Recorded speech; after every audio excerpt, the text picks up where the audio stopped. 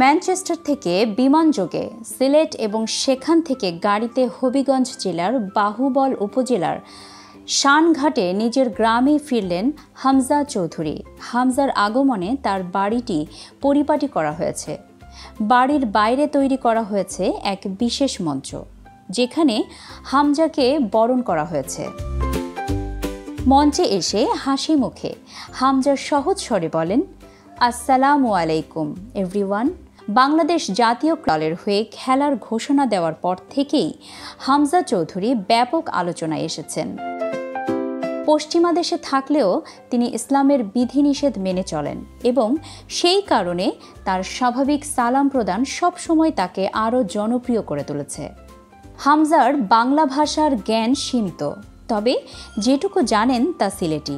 ভাষাগত সীমাবদ্ধতা সত্ত্বেও ভক্তদের মাতাতে তিনি স্লোগান দেওয়াকেই বেছে নিলেন। হাজার খানেক ভক্তের ভিড়ে তার আগমনে উন্মাদনা সৃষ্টি হয়, তবে ভিড়ের কারণে সংবাদ মাধ্যমের সামনে খুব বেশি কিছু বলতে পারেননি। হবিগঞ্জের গ্রামে এসে মঞ্চের সামনে দাঁড়িয়ে তিনি বলেন, আমার খুব ভালো লাগছে, আপনারা সবে আইসেন আমারে দেখবার লাগি। বাংলাদেশ জিন্দাবাদ, বাংলাদেশ জিন্দাবাদ। হামজার উচ্ছ্বাসপূর্ণ কথাগুলো ভক্তদের মধ্যে আরও বেশি উত্তেজনা সৃষ্টি করে এবং তার প্রতি ভালোবাসার বহিঃপ্রকাশ ঘটায়।